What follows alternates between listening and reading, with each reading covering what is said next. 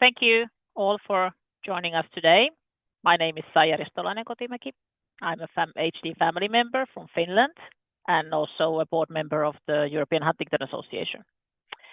And on behalf of the EHA, I warmly welcome all of you to this webinar. Please note that this session will be recorded. Today's topic is Huntington's disease as a multisystemic disease that can affect various organs and bodily functions. Most of us already know how complex Huntington's disease is, but today we will discover even more about its many dimensions and how widely it can affect the body. So now, let's give a warm welcome to Professor Zacharias Kohl from the Department of Neurology at the University of Regensburg and hear more about this important topic. Go ahead. Yeah, hello, good evening, everybody. Thank you very much for this kind introduction, Saya. And thank you to all important people from the EHA who invited me for giving this presentation. In fact, this all started, I think, last year when we had a very inspiring, also scientific meeting in Taufkirchen. Maybe some of you know the Southeastern Huntington Center here in Germany. And there I met Astrid, who convinced me in the end that we should discuss this topic that I will present today a little bit more in a broader way. I, first of all, have to admit that this is more a summary of what people know and what people have proposed, and more something that maybe should start also people looking more closely, scientifically, but also family members. Let's start. So the topic Astrid Andersen gave me was not a super easy one, as I reported. So telling something about the multisystemic disorder, Huntington's disease. And in fact, while we planned this webinar, I got in contact with Marta Tomczyk from Poland. And then, first of all, we agreed that we would do this presentation together because she is working on this topic in particular scientifically from a biological side. And me, myself, as a clinical neurologist, I'm much more looking at the clinical picture, the results from clinical studies, but as well just the clinical care. And as I'm seeing Huntington's patients now for about 20 years, this title is not so surprising for me, because the thing that Huntington's is a complex disease is widely known.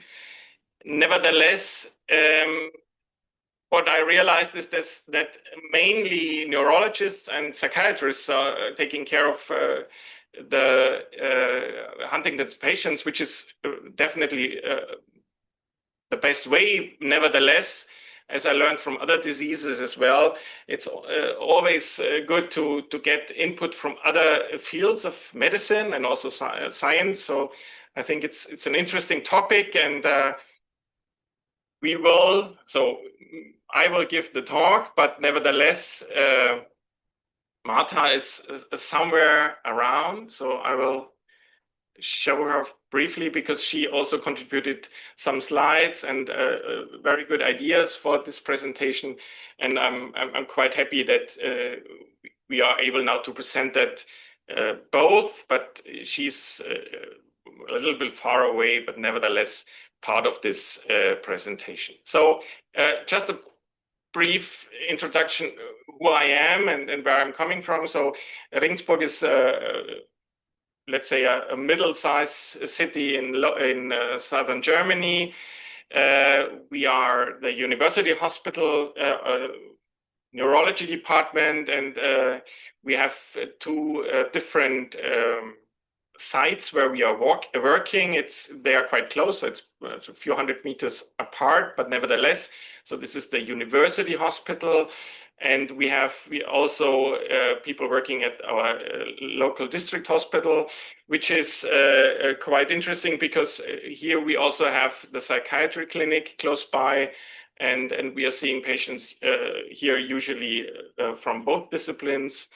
So it's on one hand sometimes a little bit complicated with these two different buildings, but on the other side it's also very fruitful because we have these different departments close. Nevertheless, I think it's sometimes quite interesting focusing a little bit on the first description of this disease, because George Huntington was not a neurologist nor neither a psychiatrist, but a family physician, described quite nicely families in his area, and then wrote this publication with where he focused on different types of hyperkinetic movements he saw, and he described a lot of important aspects of the disease, which still are very worthwhile. Nevertheless, we have now 150 years later. So there are aspects that we still facing, and he already described that very precisely. So it's worth that he is giving the name of this disease. And what I also want to give a little bit on this introduction, that we have people from very different ages where the disease starts, and therefore this is the first, let's say, difficulty, that we cannot say it's a disease of a specific age, and therefore also the topics that raise are very complex.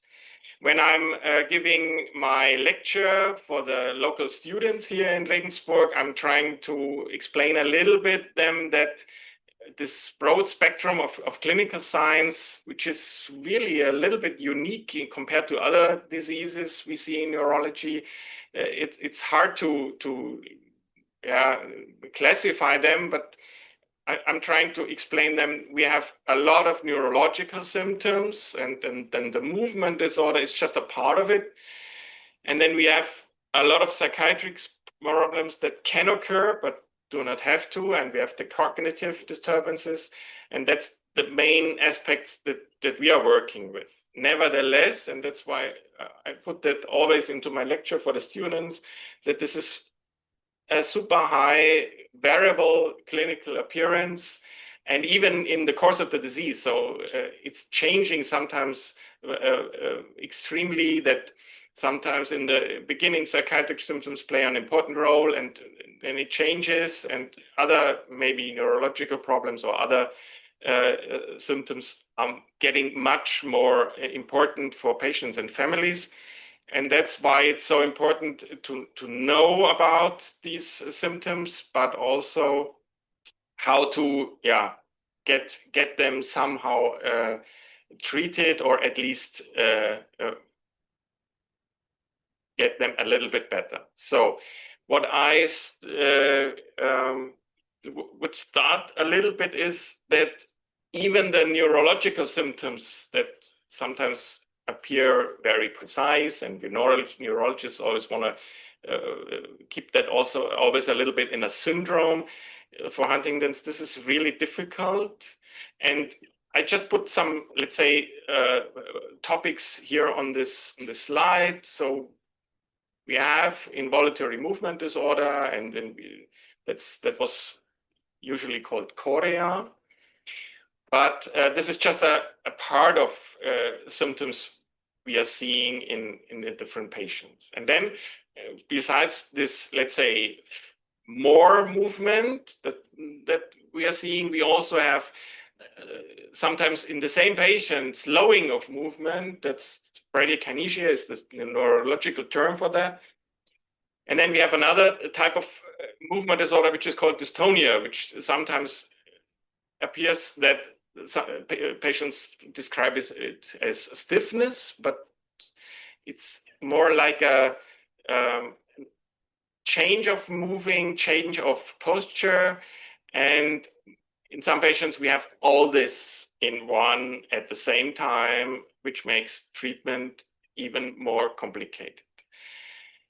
We also realize very early fine motor disturbances and slowed eye movements.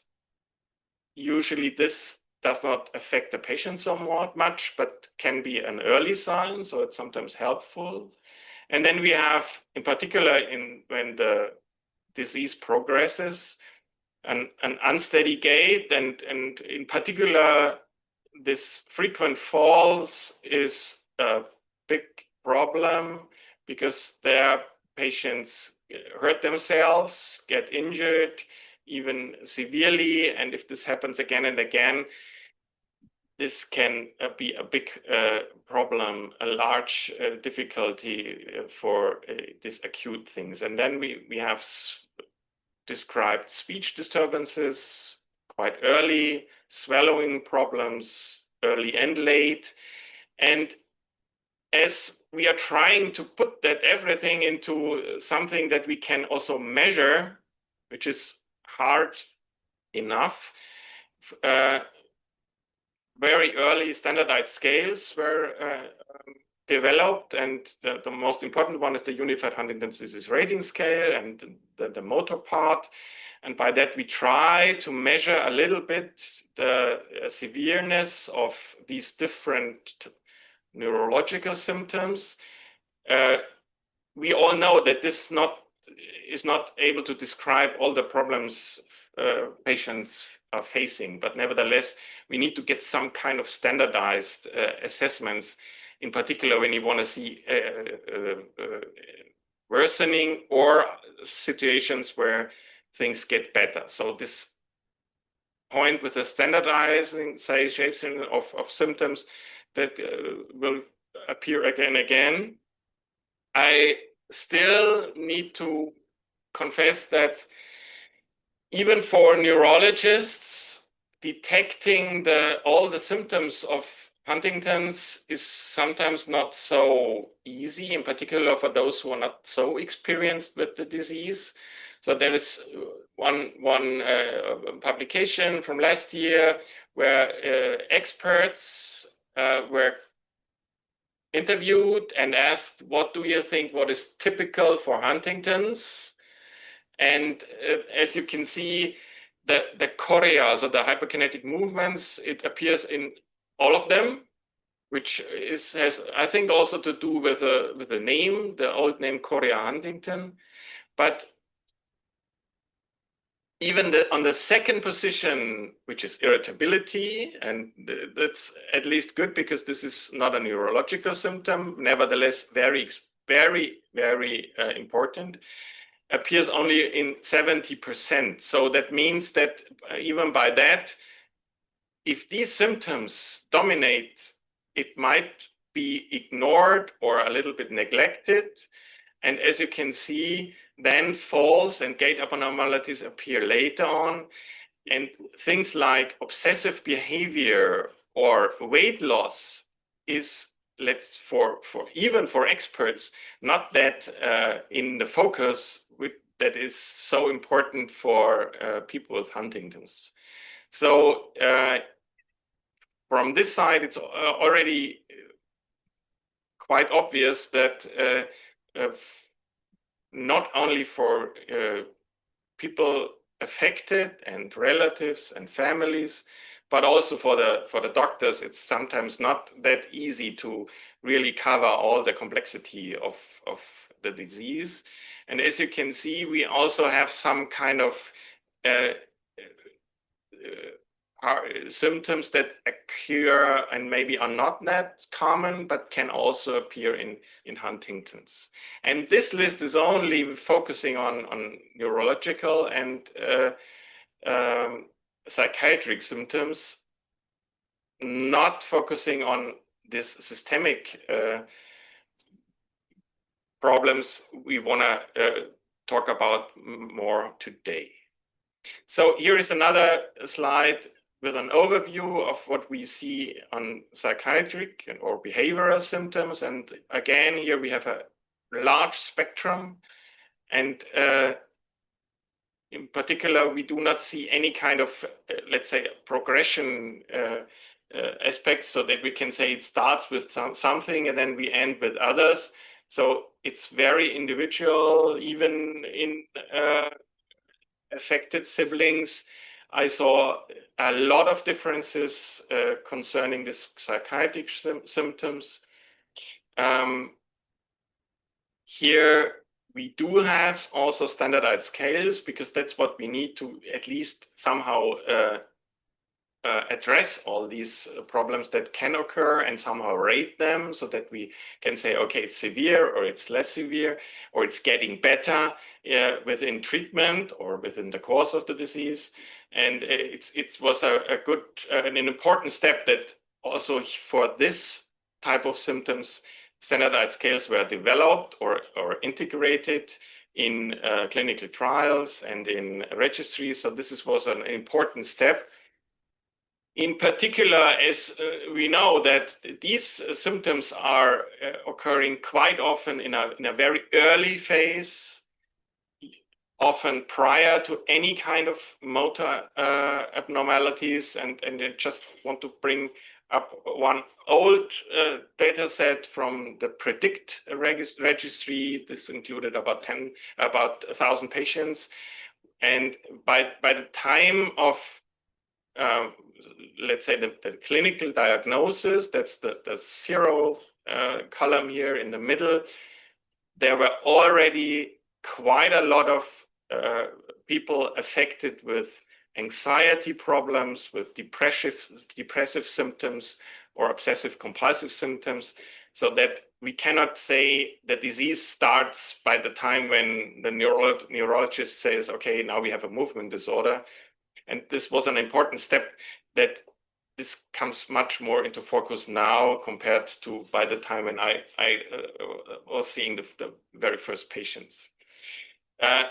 This is coupled a little bit on the cognitive symptoms, because for the cognitive symptoms, a lot of assessments were developed over the last 15 years, and also for Huntington's. And this is also for that important, because sometimes that impairs the social functioning and the quality of life a lot. And also, and this is one aspect that I learned with Huntington's families, that some patients do completely neglect their symptoms, and they always say, okay, I'm fine, I don't need treatment, I don't need to go to the doctors, because they do not realize, or they neglect their clinical symptoms, while the families are very concerned. And this is something that also needs to be taught to families, that this is part of the disease and not some kind of, I don't want to get in contact. So the typical cognitive impairments in let's say the normal life have some specific aspects, and I just numbered them a little bit. There are some aspects that are now well described, and usually families know exactly what that means in daily life. So there are some things that are more coming from the neuropsychological part, like spatial perception is altered, but also this impaired sense of self and this reduced awareness of the emotions of others sounds like a, let's say, smaller symptom, but in daily life, this can be very, very hard for families and relatives. And what is also very prominent is this, I would say it's, let's say, a slowed thinking, but on the other side, and this is something that was described very nicely by Jimmy Pollard as well, that on the other side, they cannot wait. So this is always the problem when they are coming to our outpatient clinic and then the waiting line is too long. In fact, this impairs the daily life activities a lot for the patients, and therefore it needs to be addressed by clinicians as well by all the people around, so that we know why is something going on and why are problems occurring. So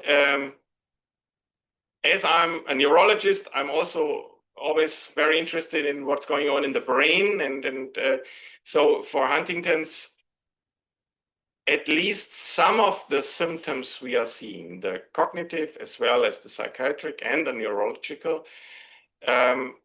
we can a little bit point to what structures in the brain are mainly affected. So one is an area which is called the frontal cortex. So this is the area here in front of the brain. And then we have the deep lying nerve cell accumulations, in particular the nucleus caudatus.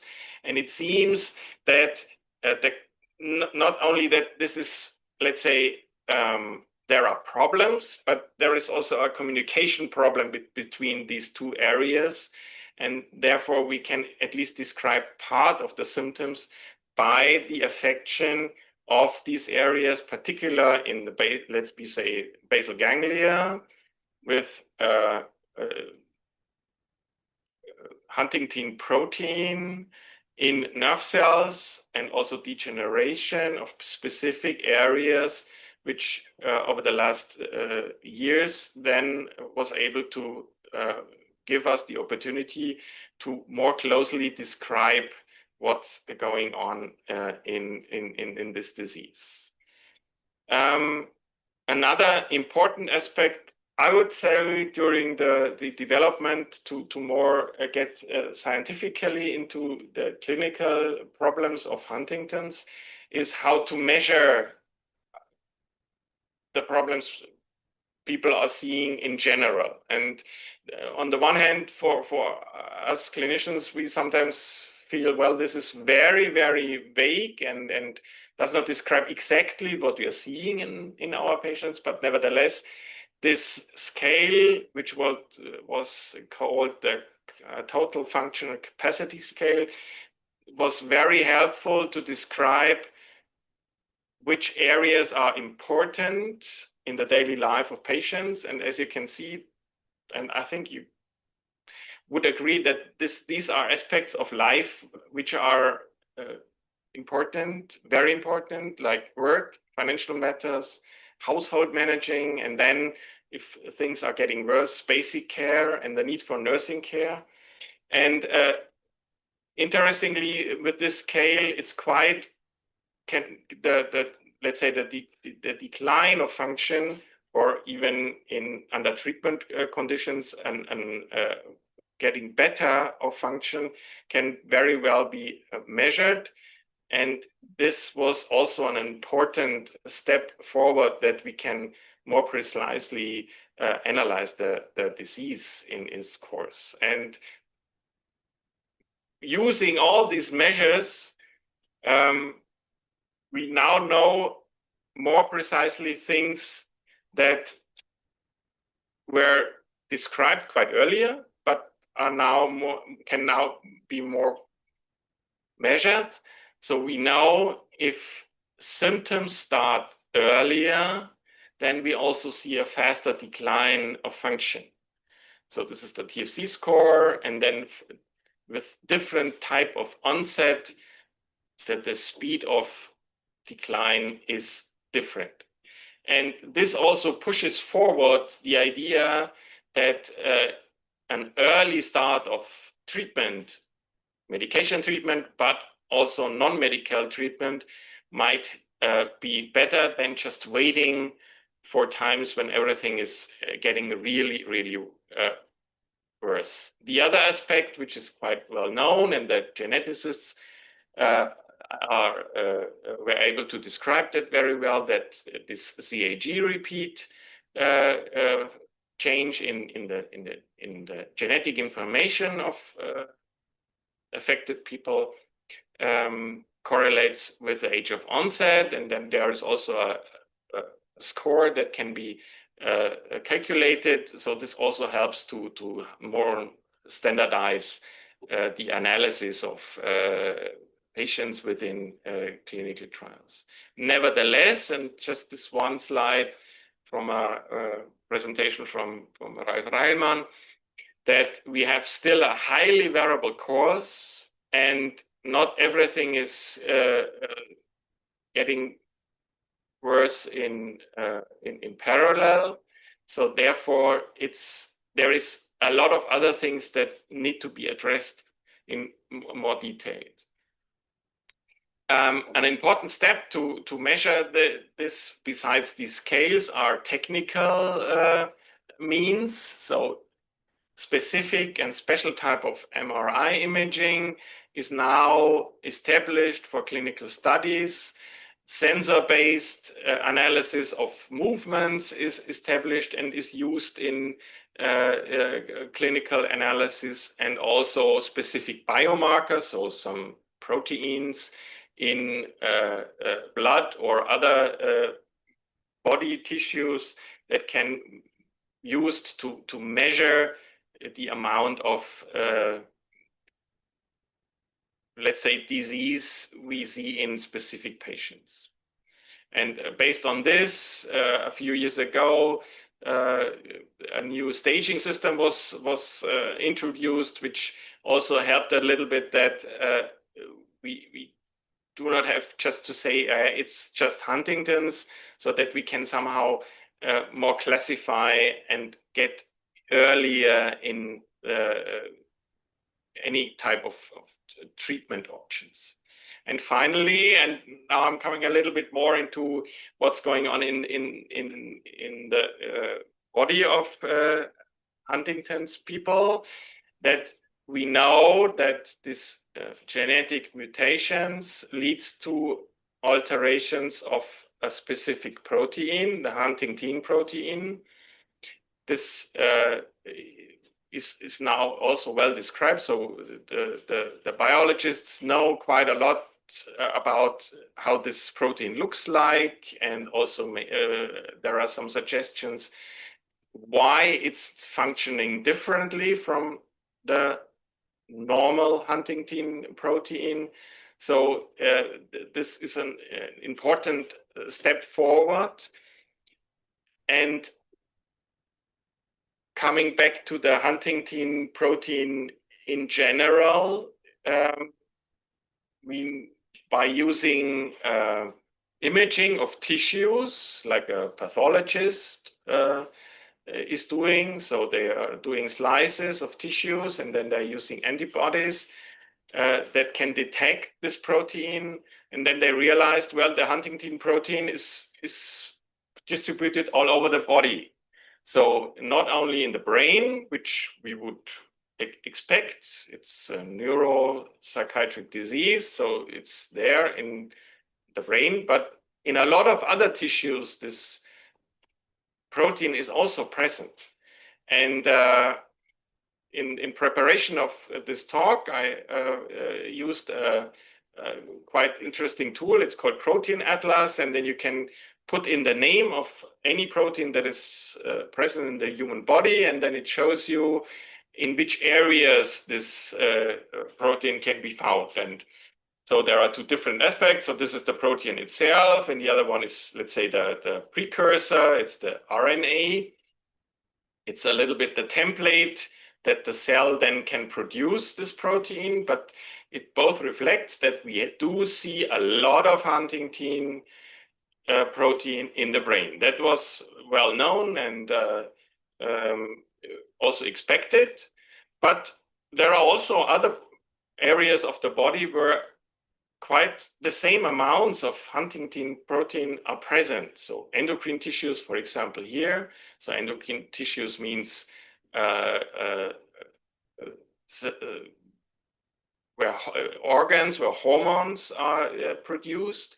The respiratory system, so the lungs, but also the digestive tract. So that means stomach and the whole digestive systems. There is also a lot of Huntington's protein measurable. And going up a little bit further, there are differences. So for example, kidney and urinary bladder, it's a little less.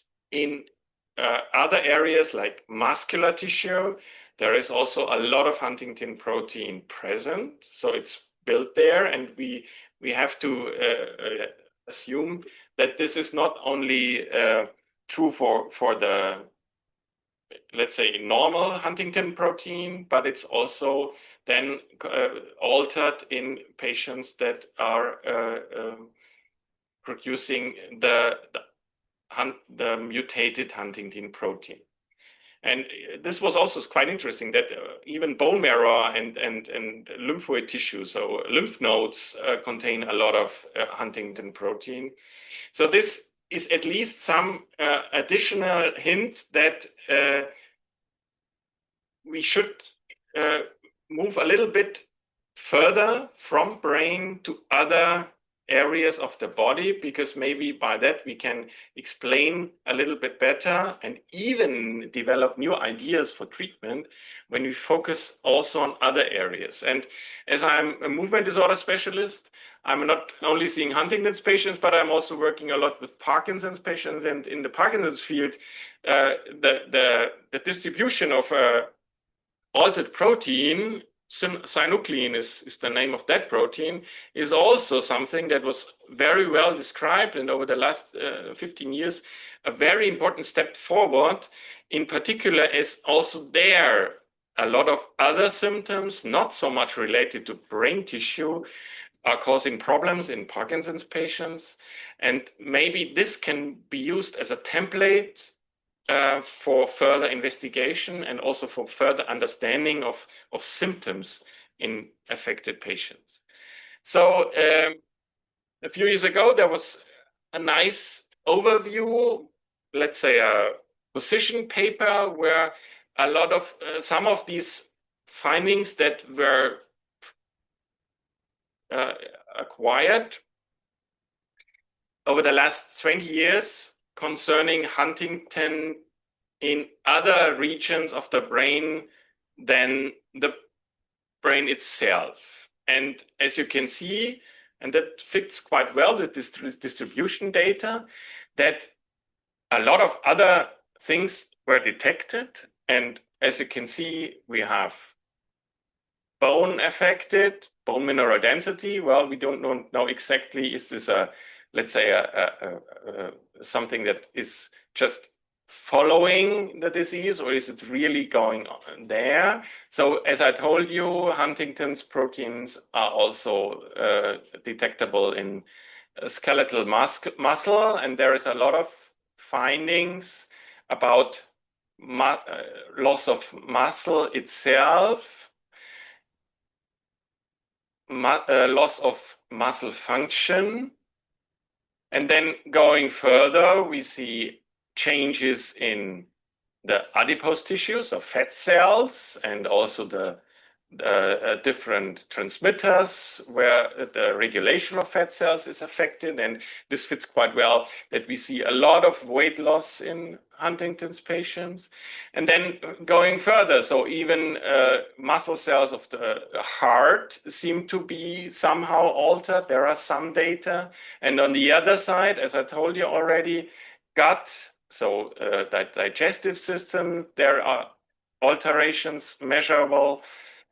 We have alterations in liver, and in particular in different hormone axes, and even blood cells seem to be somehow altered. So these data are not all coming from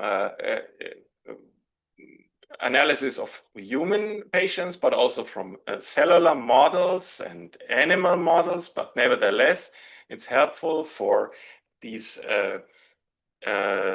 scientists to further go into detail what's going on. And maybe the four main aspects for the systemic parts of Huntington's is the body wasting syndrome, so that people are losing a lot of weight, losing a lot of muscle mass, and also losing fat tissue. We have maybe some systemic effects via the bloodstream. So is there some communications via the blood? But also what we call metabolic dysfunction. And I will go into detail on that a little bit more. And another part that those colleagues mentioned is some kind of an intertissue crosstalk. So is there some kind of a different communication between, let's say, brain tissue or nerve cells and other cells of the body? So Marta Tomczyk sent me a few slides, as I mentioned, and I will start with one of her overview slides, which I will show you now a little bit more into detail. And this again collects a lot of different aspects. And as you can see, the whole body is somehow affected. And when I zoom in a little bit into these different windows so that you can more easily read that as well, is so we have this brain and nerves part. We already know a lot, and a lot of science is done there. So a lot of brain tissue from different and nerve cell tissue is analyzed. A lot of different models are used in labs where brain and nerves is very much focused on. And this also includes sensory system and a little bit more, and this is something that came into focus, let's say, I would say the muscle problems were the first that were focused on beyond the analysis of brain and nerves. So in particular, muscle functions, so stiffness and weakness, muscle pain and injuries, and already mentioned digestive system. So we have this weight and nutrition problems, but also different difficulties with swallowing, somehow also interconnected for sure with the brain problems, but also constipation, bowel changes, not so well analyzed so far. Again, as I mentioned in the beginning, the psychiatric problems, but beyond that, we know that bone tissue is changing over disease, of course. We see a higher fracture risk. We have some kind of changes in bone health. And then what I find quite interesting is that we also see differences or changes in the autonomic system. The autonomic system is regulating blood pressure and pulse speed, and also is very important for daily life, because when you're getting up from a sitting position, the autonomic system regulates that the pulse speed is a little bit increasing, keeping the blood pressure in the brain at normal range. So this is something that we need 100 times every day without that we have to think about. And there are quite interesting data that we see blood pressure abnormalities in Huntington's patients. We see somewhat an increase of sympathetic aspects. So the system tends to have more blood pressure, higher pulse rates. So the heart rate is increasing, and we also see a higher rate of heart rhythm problems. So this is something that has not described so very well and needs further attention, in particular for the people with Huntington's themselves, so that they are somehow not getting in additional danger, but also for any kind of treatment options in the future. So as I already mentioned, the aspect muscle mass loss is very important and still not completely investigated. There seems to be also a dysfunction in the energy system of muscles. So it's not only that patients just need more energy, but they also have problems to use the energy they are ingesting. And we also have changes in the metabolic tissue or the fat tissue. And so this enormous weight loss we see in some patients seem to be also related to alterations not just in the brain and different types of alterations of food intake, but there is also changes, for example, that patients tend to have a higher risk for type 2 diabetes. And this is also another problem that we should address in the future more.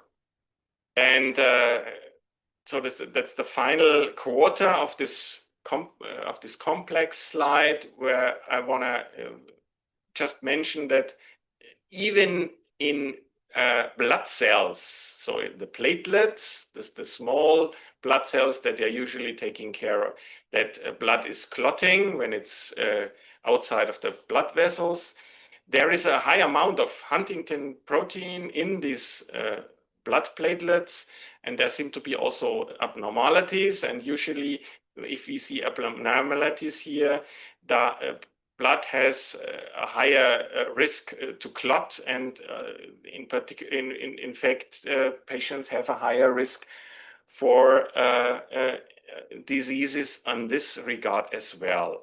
And then what I also want to point out is that we have some kind of a different or abnormal stress response in patients. We have an hyperactivity of hormones that are increasing blood pressure and also increasing cortisol, which is a stress hormone. So we don't believe that just it's a kind of just a psychological stress, but it's definitely also some kind of changes in this stress hormones, which might be also in the future a way to get more into diagnostics. We also see complex problems with the bladder system. And I added something that I'm currently always, so I'm giving always a lecture with the dental medicine students. And there is also a lot of data now that we have a reduced dental health, which is very important because there is increasing evidence if dental health is low, it seems that chronic infections in the mouth around the teeth can trigger also neurodegenerative effects. So as you can see, it's a large range of different problems, and that not everything is just a behavioral or neurological part. It's also part of the whole brain affected by the Huntington's disease. So just recently, Joe Jankovic and a colleague presented at least some general recommendations for systemic symptoms. So they've mainly focused on problems swallowing, on breathing problems, on sexual disorders, on cardiovascular functions, and on the weight loss and the urinary disorders. And based on this, and this is another slide from Marta, who put that a little bit together, and at least that we have some kind of, let's say, preliminary recommendations for patients and families, what should be looked at. And I will start here in the bottom. So if something new is noticed concerning this systemic symptoms, it's good to record these changes so that you better know how often happens this problem. Is it increasing, so that you can contact your healthcare professional, your care team, your primary care physician, so that there is also a way to do follow-ups and give the opportunity that these problems do not get too big. Usually, often we cannot completely solve them, but we can keep them at least with treatment options and also with changes in specific habits smaller. And these are now in the upper part. So one very important aspect is the weight loss. And usually, in particular, if family members see their affected patients on a regular basis, you do not always really realize if someone is losing weight, because you see people so often. So therefore, so they get used to these changes. So it's very helpful to really measure weight on a regular basis, so that you can see on your calendar list, okay, there is a weight loss of, let's say, 5 kilograms within the last 2 months. And this is something that has to be discussed with the care team, with the doctors. Next one would be the swallowing difficulties. So is coughing increasing, choking, foot sticking, another very common problem. And if this is getting worse, it has to be discussed, because this can also cause additional problems concerning health.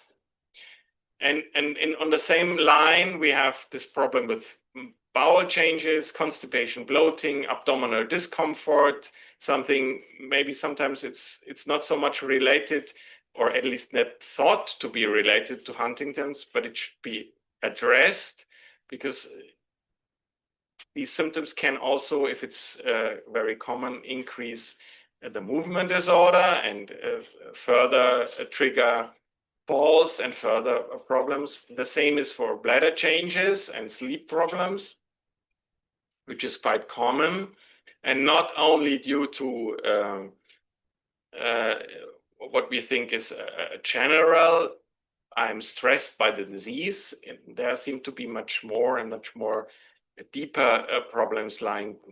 The heart and circulation problems, in particular, these blood pressure changes and dizziness or fainting, should be also addressed. And then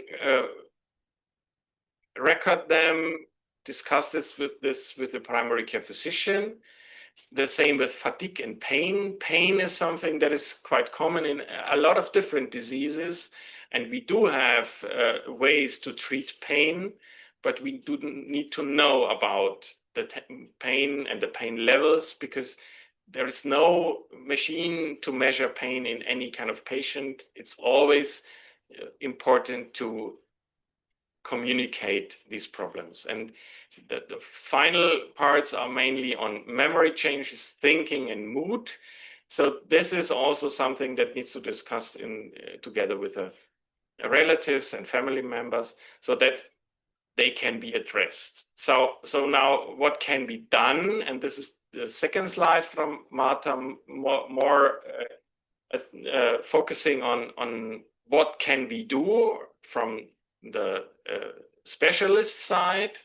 So, for example, for the swallowing problems, the dysphagia is the specific term. There are ways to improve or stabilize swallowing problems with the help of speech or language pathologists.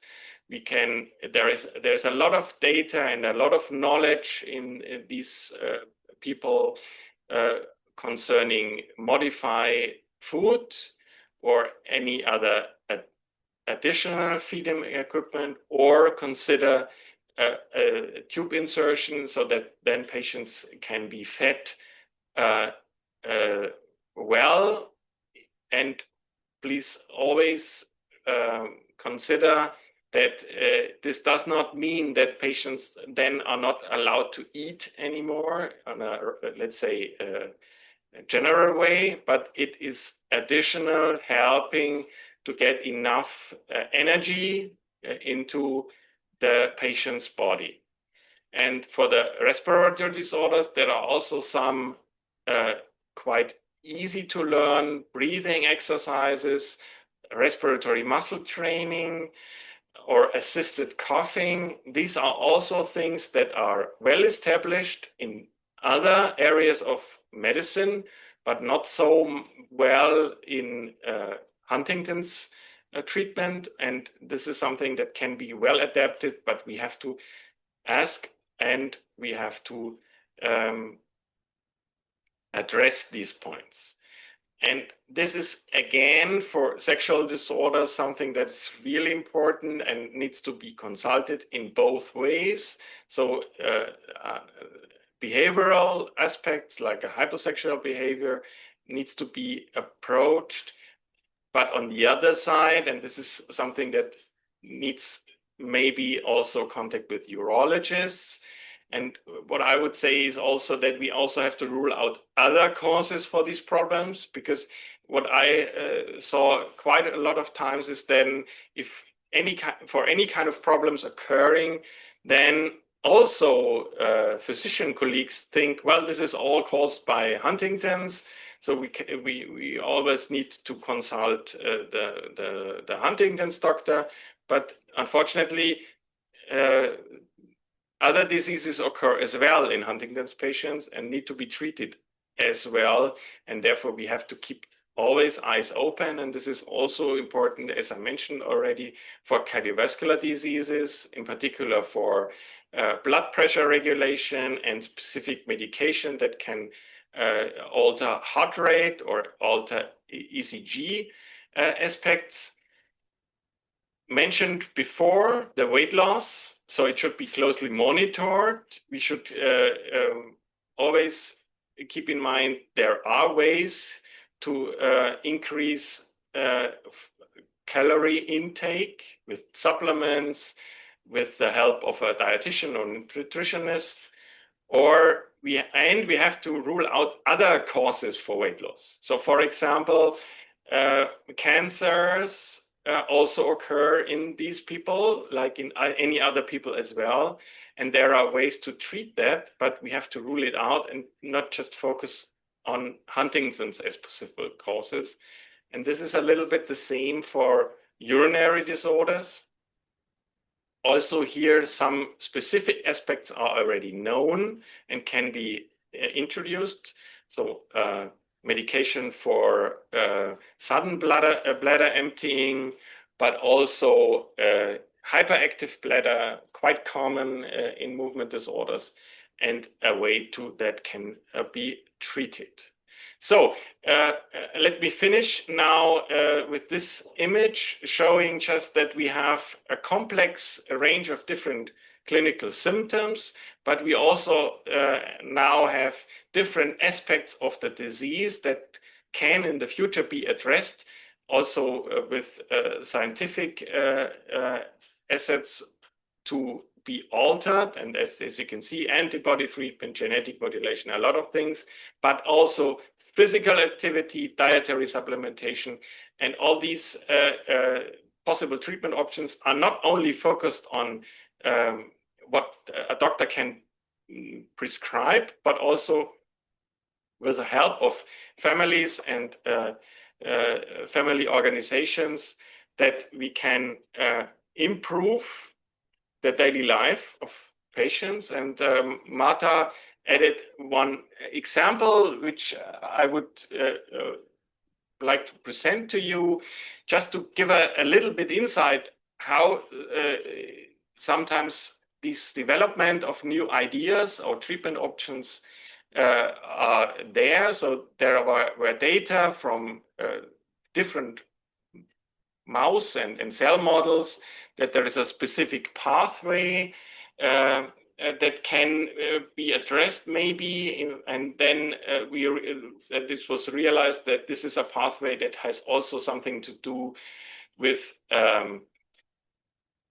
the diabetes situation, and then it came up that there is a medication that usually was used in diabetic patients might also be helpful for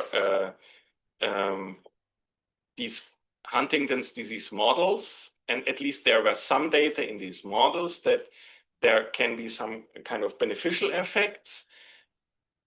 Still not knowing if is this a direct effect on brain tissue, or is it also the protection of the cardiac system. So in the end, with this, just an example of a compound that the scientists found a pathway that might help, and then we are using already known medication or compounds and address them further, whether they can help not only on the, let's say, brain level, as well as other tissues to improve also in general the treatment. And she added this important aspect that there is no approval to treat Huntington's disease with this compound.